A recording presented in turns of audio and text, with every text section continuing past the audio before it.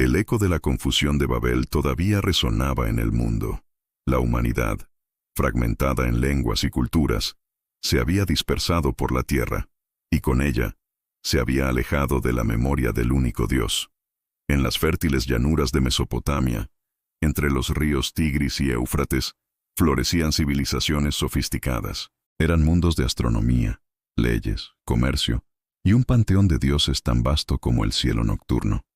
Cada ciudad tenía su deidad, cada fuerza de la naturaleza su espíritu, cada aspecto de la vida su ritual.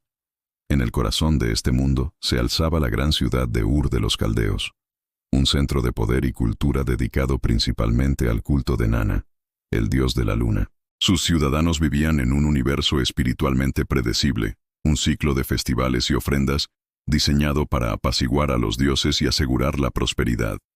En esta metrópolis pagana, alrededor del año 2000 a.C., vivía un hombre llamado Abram, hijo de Taré, un descendiente de Sem.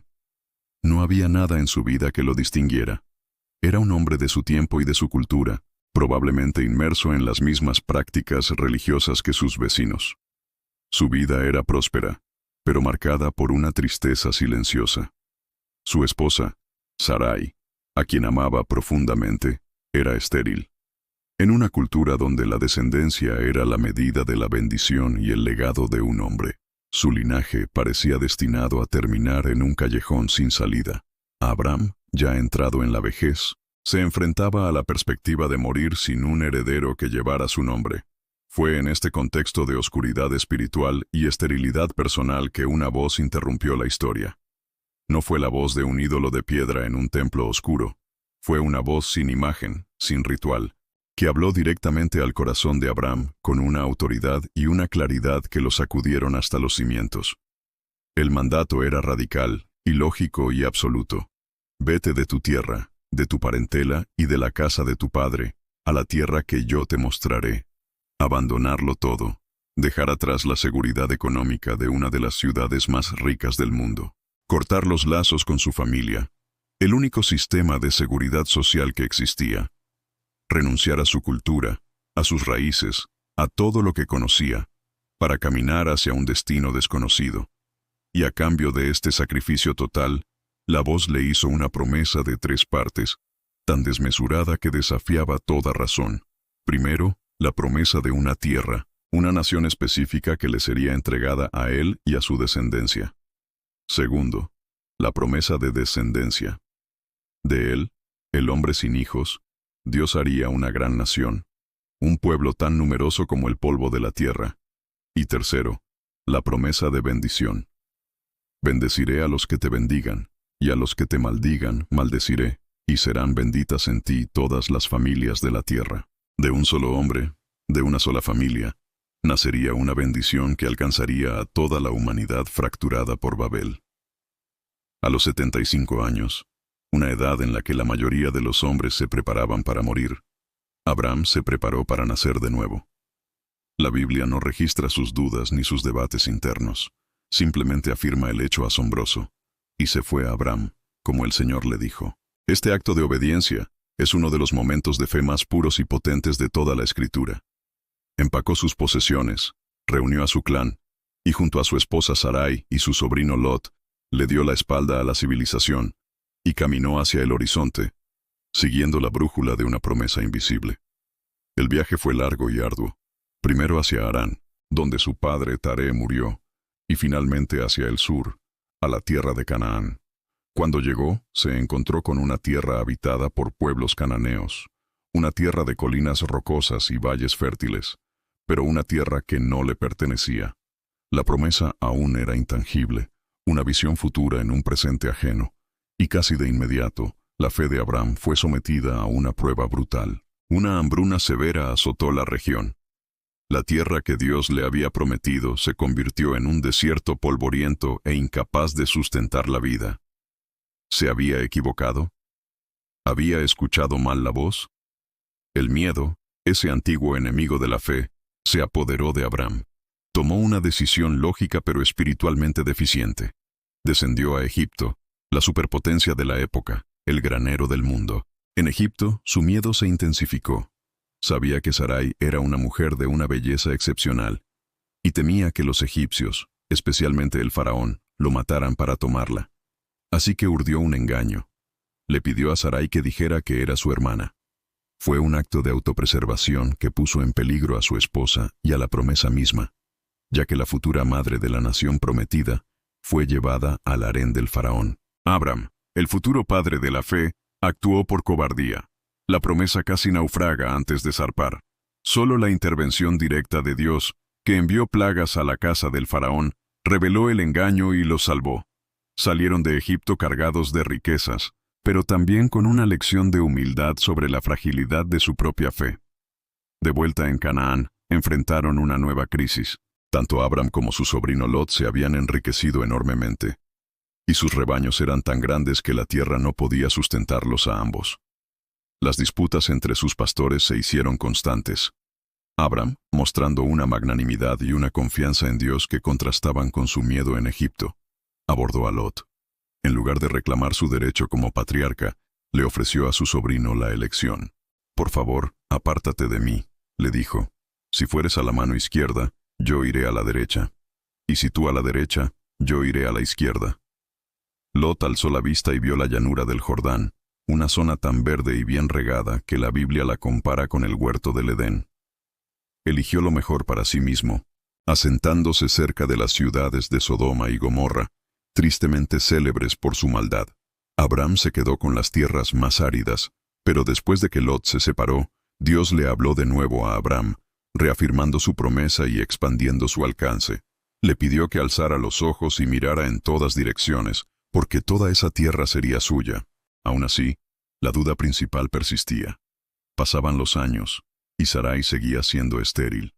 Una noche, Abram tuvo una conversación sincera y desesperada con Dios. «Señor Dios», dijo, «¿qué me darás siendo así que ando sin hijo?» Le sugirió que su siervo principal, Eliezer de Damasco, sería su heredero. Pero Dios le respondió con una claridad inequívoca. Su heredero no sería un siervo, sino uno que saldría de sus propias entrañas. Lo sacó de su tienda y le mostró el cielo nocturno del desierto, un tapiz infinito de estrellas brillantes. «Así será tu descendencia», le prometió. Y la Biblia registra una de sus frases más importantes. «Y creyó Abraham al Señor, y le fue contado por justicia». Para sellar esta promesa, Dios estableció un pacto con Abraham a través de un ritual antiguo, solemne y aterrador. Le ordenó a Abraham que tomara varios animales, los partiera por la mitad y colocara las mitades una frente a la otra, creando un pasillo de sangre. Al anochecer, un sueño profundo y un terror oscuro cayeron sobre Abraham. Y entonces, un horno humeante y una antorcha de fuego, símbolos de la presencia incandescente de Dios, pasaron por en medio de las piezas de los animales. El significado era profundo. En un pacto de sangre, ambas partes caminaban por ese pasillo, jurando implícitamente, «Si rompo este pacto, que me suceda lo mismo que a estos animales». Pero en esta ocasión, solo Dios pasó. Estaba asumiendo toda la responsabilidad del pacto. Era una promesa unilateral e incondicional, garantizada no por la fidelidad de Abraham, sino por la fidelidad inmutable de Dios mismo. El pacto había sido sellado con fuego divino, pero en la tierra, el vientre de Sarai permanecía cerrado. Habían pasado 10 años en Canaán, y la paciencia humana comenzó a agotarse. Fue Sarai quien propuso una solución, una costumbre común en su cultura, pero que demostraba una falta de fe en la capacidad de Dios para cumplir su promesa de manera milagrosa. «Ya ves que el Señor me ha hecho estéril», le dijo a Abram. «Te ruego, pues, que te llegues a mi sierva. Quizá tendré hijos de ella». La sierva era Agar, una egipcia que probablemente se unió a ellos durante su desafortunado viaje allí. Abram, en un momento de debilidad, accedió al plan de su esposa. Agar concibió, y en cuanto supo que estaba embarazada, comenzó a mirar a su ama, Sarai, con desprecio. La solución humana había generado una consecuencia inmediata: celos, amargura y conflicto en el corazón de la familia.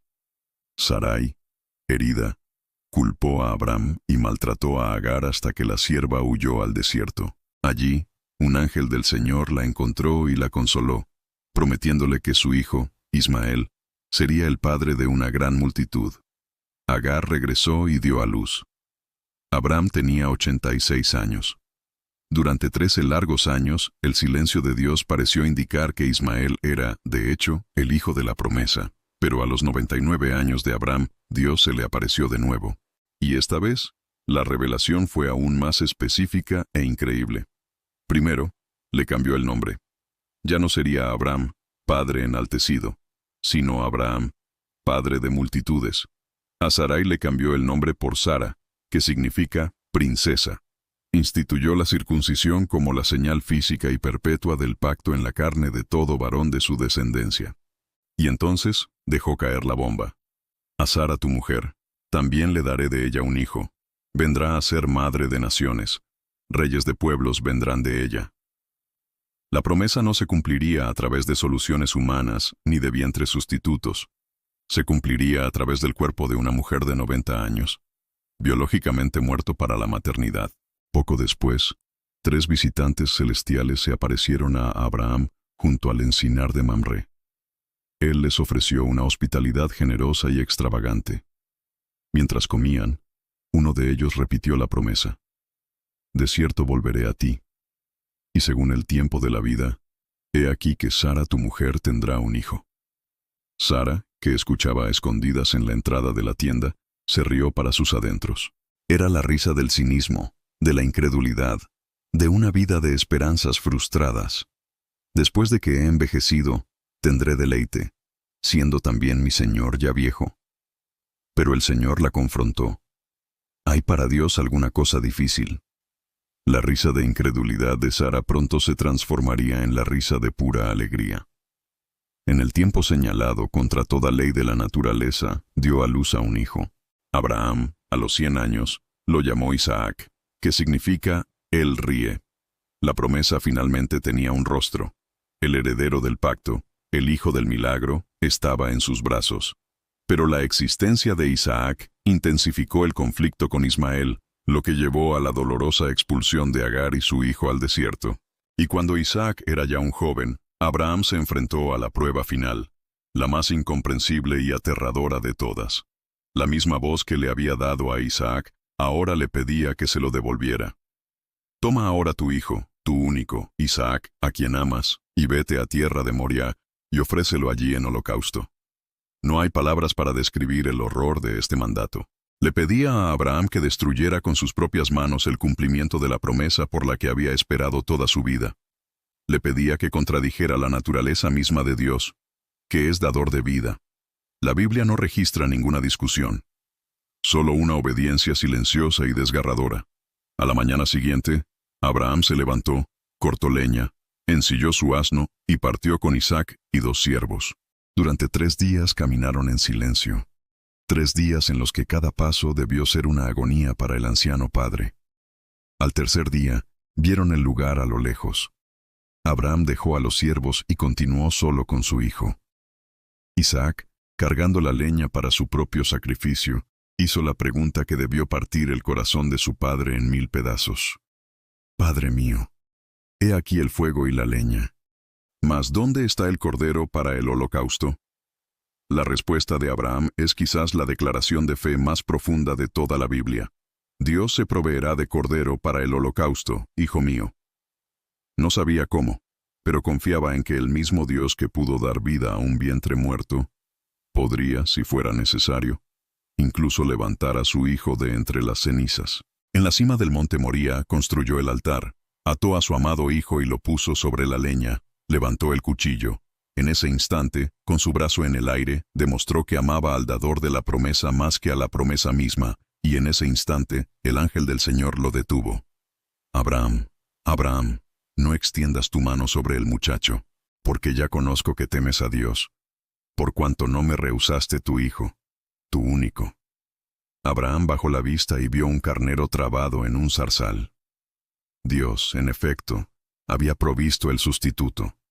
Esta prueba no fue para que Dios supiera, sino para que Abraham y toda la humanidad supieran la profundidad de su fe. En ese monte, Abraham recibió de vuelta a su hijo como si fuera de entre los muertos, y la promesa del pacto fue reafirmada con un juramento divino inquebrantable. Abraham vivió muchos años más. Enterró a su amada Sara en la cueva de Macpela, la primera porción de la tierra prometida que poseyó legalmente. Se aseguró de que Isaac se casara con Rebeca, de su propia parentela, para preservar el linaje del pacto. Murió a la edad de 175 años, anciano y lleno de días, y fue enterrado por sus dos hijos, Isaac e Ismael, juntos de nuevo en el duelo. Abraham no vivió para ver la gran nación. No vio a los reyes que descenderían de él.